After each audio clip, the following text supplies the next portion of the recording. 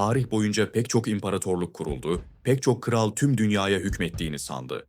Fakat içlerinden sadece biri haritaları baştan çizmekle kalmadı, ulaştığı her toprağa kendi adını kanla, ateşle ve dehşetle kazıdı. O, medeniyetin bittiği dondurucu bozkırlarda doğan, dışlanmış ve kimsesiz bir yetimden, kralların önünde diz çöktüğü tanrısal bir imparatora dönüşen tek adamdı. Kimilerine göre Tanrı'nın yeryüzündeki cezası, kimilerine göre ise parçalanmış dünyaları tek bir çatı altında birleştiren dahi bir lider. Sonsuz hikayelere hoş geldiniz. Bu destansı yolculuğa çıkmadan önce kanala abone olmayı ve videoyu beğenerek bize destek olmayı unutmayın. Şimdi atlarınızın eğerlerini sıkın. Çünkü tarihin en büyük fatihi, Cengiz Han'ın o kanlı ve efsanevi fırtınası başlıyor. Kan Pihtisi ve Bozkir'in, yetimi tarihin gördüğü en acımasız fatih mi? Yoksa birbirinden kopuk dünyaları tek bir haritada birleştiren dahi bir devlet adamı mı? Asya'nın dondurucu rüzgarlarla dövülen, merhametsiz bozkırlarında doğan bir çocuk.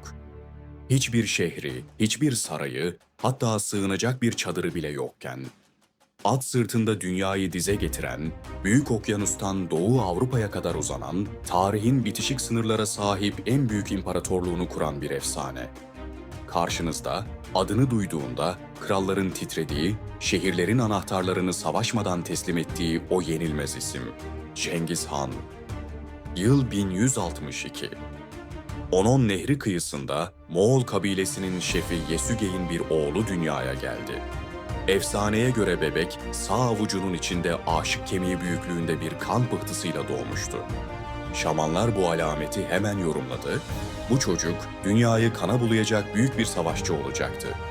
Adını demirci anlamına gelen Temuçin koydular. Ancak Temuçin'in çocukluğu bir prens gibi değil, bir kurban gibi başladı. Henüz 9 yaşındayken babası Yesügey, düşmanları Tatarlar tarafından zehirlenerek öldürüldü. Kendi kabilesi bir dul kadın ve yetim çocukları beslemek istemediği için onları dondurucu bozkırın ortasında ölüme terk edip göçtü. Temuçin, annesi Hüelin ve kardeşleriyle hayatta kalmak için ormanlarda fare avladı, ağaç kökleri kemirdi. O günlerde bozkır ona en acımasız dersini veriyordu. Zayıflara yer yoktu. Hayatta kalmak için acımasız olmalıydın. Gücü elinde tutmak isteyen üvey abisi Bekter ile girdiği bir tartışmada, henüz çocuk yaşta olmasına rağmen abisini okla vurarak öldürdü. Bu, Temuçin'in liderlik için kan dökmekten asla çekinmeyeceğinin ilk işaretiydi. Kan kardeşliği ve ihanet Temuçin büyümüş, bileği bükülmez bir savaşçı olmuştu. Çocukluk aşkı Börte ile evlendiğinde her şeyin düzeleceğini sanıyordu. Ancak Bozkır'ın kanunu acımasızdı. Yıllar önce babasının Merkitlerden kaçırdığı annesinin intikamını almak isteyen Merkit atlıları obasını bastı ve karısı Börte'yi kaçırdı. Temuçin her şeyini kaybetmişti ama pes etmedi. Babasının eski kan kardeşi Tuğrul Han'a ve kendi çocukluk arkadaşı kan kardeşi Camuka'ya giderek yardım istedi. Birleşen ordular Merkitleri darmadağın etti ve Börte'yi kurtardı. Ancak bu zafer, Bozkır'ın kaderini değiştirecek iki büyük lideri, Temuçin ve Camuka'yı aynı sahnede yan yana getirmişti. Ve Bozkır, iki kurdu aynı anda besleyemeyecek kadar küçüktü. İki kan kardeşin yolları kısa sürede ayrıldı. Camuka, asil doğanların yönettiği geleneksel Moğol aristokrasisini savunurken, Temuçin, tarihin gördüğü en devrimci sistemlerden birini kuruyordu. Liyakat. Temuçin için bir adamın kimin oğlu olduğunun hiçbir önemi yoktu. Bir çoban da olsan, yetenekli ve sadıksan onun ordusunda general olabilirdin. Bu adalet anlayışı, ezilmiş ve dışlanmış binlerce savaşçının Temuçin'in sancağı altına akın etmesini sağladı. Büyük Yasa ve Cengiz Han'ın doğuşu, yıllar süren acımasız iç savaşların, ihanetlerin ve kanlı çarpışmaların ardından Temuçin, ezeli rakibi Camuka'yı da alt ederek tüm rakiplerini diz çöktürdü.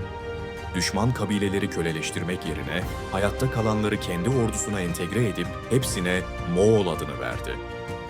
1206 yılında Onon Nehri kıyısında tüm kabilelerin katıldığı büyük bir kurultay toplandı. Şamanlar göklerin iradesini dile getirdi ve Temuçin'e o güne dek kimsenin taşımadığı o yüce unvanı verdiler. Cengiz Han. Yani evrensel hükümdar, denizler gibi engin ve sarsılmaz lider. Artık o sadece bir kabile şefi değil, bir milletin babasıydı. devleti ayakta tutmak için yasa adını verdiği, kendi ölümünden sonra bile yüzyıllar boyunca uygulanacak o meşhur kanunları yazdırdı. Ordusunu ise matematiksel bir kusursuzlukla yeniden kurguladı.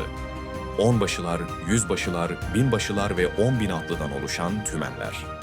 Bu onlu sistem, savaş alanında dünyanın en hızlı haberleşen, en disiplinli ölüm makinesini yaratmıştı. Çin surlarını aşan gazap Moğolistan birleşmişti ama Bozkır'ın kaynakları kıttı. Cengiz Han'ın o devasa savaş makinesini beslemesi için gözünü dışarıya çevirmesi gerekiyordu. Hedefinde dünyanın en zengin ve en kalabalık medeniyeti vardı: Çin. Batı Şia ve Cin hanedanlıklarına karşı saldırıya geçtiğinde, Çinliler bu barbar atlıların yüksek surları asla aşamayacağını düşünerek onlarla alay ediyordu. Ancak Cengiz Han uyum sağlamakta bir dahiydi. Çinli mühendisleri esir aldı, onlardan mancınık, koçbaşı ve barutlu silahlar yapmayı öğrendi. Kuşatma sanatını o kadar hızlı ve kusursuz geliştirdi ki, bir zamanlar aşılmaz denilen surlar birer birer kağıt gibi yıkıldı. 1215'te Jin hanedanının kalbi olan Pekin düştü. Şehir aylarca yağmalandı ve yakıldı. Cengiz Han, medeniyetin beşiğini harabeye çevirirken bir mesaj veriyordu: "Bana boyun eğmeyenlerin sonu kül olmaktır." Harzemşahlar ve Tanrı'nın cezası, ancak Cengiz Han'ı sadece bir yağmacı sanmak büyük bir hataydı. O, İpek yolunu kontrol etmek ve Doğu ile Batı arasında güvenli bir ticaret ağı kurmak istiyordu.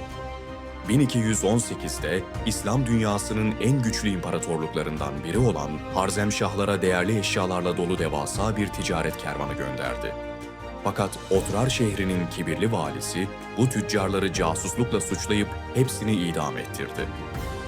Cengiz Han durumu diplomasiyle çözmek için elçiler gönderdi, ancak Harzemşah Sultanı Alaaddin Muhammed bu elçilerin de başını kestirip geri yolladı. Bu, tarihin gördüğü en büyük felaketlerden birinin fitilini ateşleyen ölümcül bir kibirdi. Cengiz Han öfkeden deliye döndü. Ordusunu topladı ve batıya, İslam dünyasının kalbine doğru bir ölüm fırtınası gibi esmeye başladı. Bu artık bir savaş değil, saf bir intikam seferiydi. Semerkant, Buhara, Ürgenç, Merv, dönemin en büyük, en görkemli bilim ve kültür merkezleri birer birer yerle bir edildi. Cengiz Han, psikolojik savaşı mükemmelleştirmişti. Direnen şehirlerde kedilere ve köpeklere kadar her canlıyı kılıçtan geçiriyor, hayatta kalanları diğer şehirlere canlı kalkan olarak sürüyordu. Bu, mutlak dehşet taktiği sayesinde pek çok şehir korkudan savaşmadan teslim oluyordu. Buhara'nın Ulu Camisi'ne atıyla girdiği o gün, toplanan halka bakıp tarihe geçen o tüyler, ürpertici konuşmasını yaptı. "Sizler büyük günahlar işlediniz. Aranızdaki büyükleriniz daha da çok günah işledi. Bana bu sözlerimin kanıtını sorarsanız, bilin ki ben Tanrı'nın cezasıyım. Eğer büyük günahlar işlememiş olsaydınız, Tanrı benim gibi bir cezayı başınıza musallat etmezdi." Harzemşah İmparatorluğu haritadan silindi. Sultan Muhammed, Hazar Denizi'nde ıssız bir adada sefalet içinde öldü. Gizli mezar ve ölümsüz imparatorluk Cengiz Han tüm ömrünü at sırtında geçirdi. Durmak nedir bilmedi. 1227 yılında yine bir isyanı bastırmak için çıktığı Batı Şia seferi sırasında atından düşerek ya da bir hastalığa yenik düşerek 65 yaşında hayata veda etti. Ama ölümü de yaşamı gibi bir efsane olmalıydı. Vasiyeti üzerine mezarının yeri kesinlikle gizli tutulacaktı. Cenazesini taşıyan kafile, yolda karşılaştıkları her canlıyı, her insanı, hatta kuşları bile öldürdü. Mezarının üzerine binlerce at koşturularak toprak düzlendi, hatta üzerinden bir nehrin yatağının değiştirildiği söylendi. Bugüne kadar Cengiz Han'ın mezarını bulan kimse çıkmadı. O, geldiği gibi Bozkır'ın sessizliğine, toprağın sırrına karıştı. Ardında bıraktığı miras ise inanılmazdı. Onun kurduğu imparatorluk, torunları tarafından daha da genişletilerek dünya yüzeyinin 1/5'ini kapladı.